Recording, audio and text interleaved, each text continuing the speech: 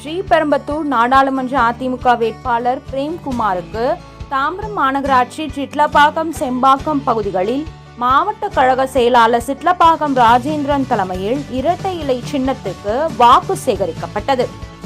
நாடாளுமன்ற தேர்தலுக்கு இன்னும் ஒரு சில நாட்களே உள்ள நிலையில் தற்போது அதிமுக வேட்பாளர்கள் தீவிர வாக்கு சேகரிப்பில் ஈடுபட்டு வருகின்றனர்.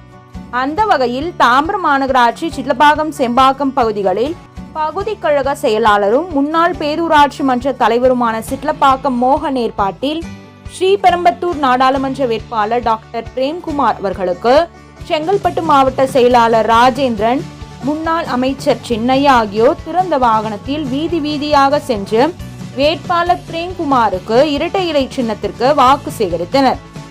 இதில் மாவட்ட எம்ஜிஆர் இளைஞர் அணி செயலாளர் புருஷோத்தமன், செம்பாக்கம் சிட்லப்பாக்கம் பகுதி கழக நிர்வாகிகள், முன்னாள் கவுன்சிலர்கள், வட்டக்கழக செயலாளர்கள், மகளிர் அணியினர் ஏராளமானோர் கலந்து கொண்டனர்.